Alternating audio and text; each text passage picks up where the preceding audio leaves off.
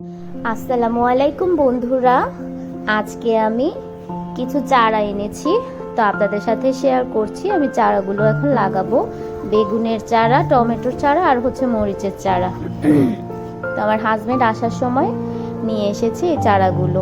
তো আমার গাছ লাগানো খুবই শখ, গাছ আমার খুব প্রিয়, গাছ আমি খুব ভালোবাসি। তো এই তো এখানে আগে থেকে প্রসেসিং করা সবজির কিছু খোসা মাটির নিচে দিয়ে উপরে মাটি দিয়ে রেখেছিলাম। তো এখানে আমি বেগুনের চারাটা লাগিয়ে দিব প্রথমে। তো এটা হচ্ছে একটি বস্তা। তো এই তো আমি বেগুনের চারাটি রোপণ করে দিচ্ছি। আল্লাহ জানে ভালো আমি কতটা সফল হতে পারবো। তো সবার দোয়া এবং আল্লাহর রহমত যদি থাকে তাহলে আলহামদুলিল্লাহ আমার গাছগুলো আস্তে আস্তে বড় হবে। তা আমি নিচে কিছু জৈব সার দিয়ে দিয়েছি, এখন মাটি দিয়ে এটাকে ভরাট করে দিচ্ছি গাছটাকে। এই তো বেগুনের চারাটা সুন্দর করে লাগিয়ে দিয়েছি। তো আরেকটা বস্তাতে আমি অনেকগুলো সবজির খোসা, এখানে হচ্ছে লাউয়ের খোসা, পেঁপের খোসা, তারপর হচ্ছে আরও বিভিন্ন শাক সবজির খোসা আছে। নিচে প্রথমে মাটি দিয়ে তার উপর আমি সবজির খোসাগুলো দিয়ে আবার মাটি দিয়ে দিচ্ছি। তো তারপরে আমি এখানে টমেটোর গাছটা রোপণ করে দিব। তো এখানে আমি আগে কিছু জৈব সার দিয়েছি, তার উপরে আমি গাছটা রোপণ করব। তো বন্ধুরা, এই তো দেখতে পাচ্ছেন খুব যত্ন করে গাছ লাগাতে হয়।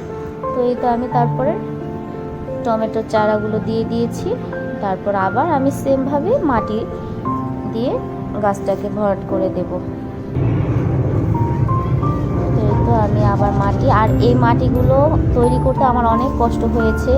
এখানে এক বস্তা মাটি ছিল, এগুলাকে এনে আমি শুকিয়ে রোদে 1 মাস রেখে দেওয়ার পরে রোদে শুকিয়ে তারপরে এগুলাকে মানে হাতুড়ি দিয়ে পাথর দিয়ে বাইরাইতে একদম এগুলাকে আমি ভেঙে গুঁড়ো গুঁড়ো করছি। তো আমার হাত প্রচুর ব্যথা হয়ে গেছে এই মাটিগুলো গুঁড়ো করতে করতে, এত ব্যথা হয়েছে আমার হাতগুলো। তো এই তো বন্ধুরা, আমি এখানে কিছুটা সার দিয়ে দিচ্ছি চারদিকে।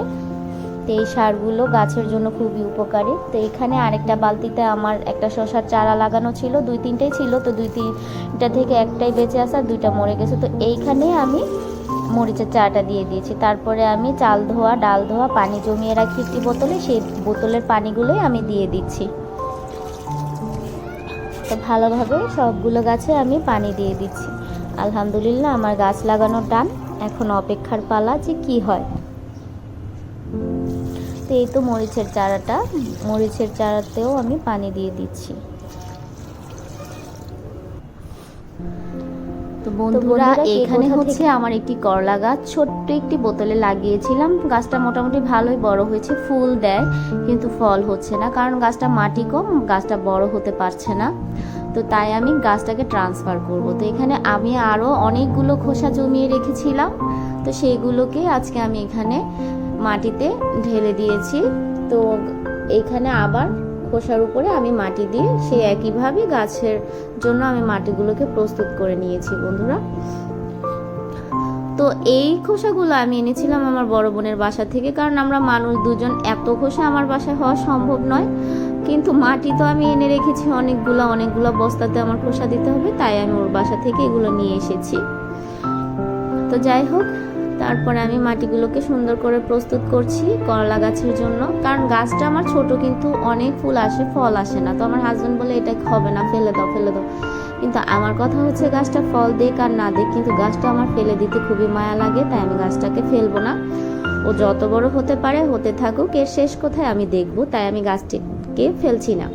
তো এখন আমি গাছটিকে লাগানোর জন্য আবার প্রস্তুত করে নিচ্ছি। তারপর সেমভাবে আমি এখানে অনেকগুলো জৈব সার দিয়ে দিয়েছি। জৈব সার দেওয়ার পরে আমি আবার মাটি দিয়ে এটাকে রোপণ করে দেব।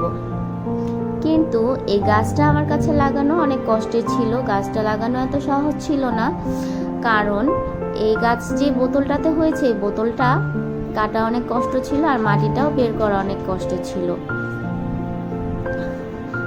তো কি আর করব, শখ যখন হয়েছে কষ্ট নিজেরই করতে হবে, কেউ তো আর এসে করে দিবে না।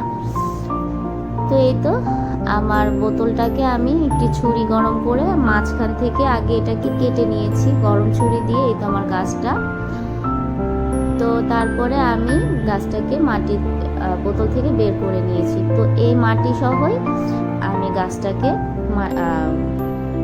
এখানে প্রস্তুত করে রাখা মাটিতে দিয়ে দেব। তো এটাকে আমি সোজা করে লম্বাভাবে দাঁড় করিয়ে দিয়েছি। দাঁড় করিয়ে দেওয়ার পরে সম্পূর্ণ গাছ যতটুকু হয়েছে ততটুকু ভরাট করে মাটি দিয়ে দেব।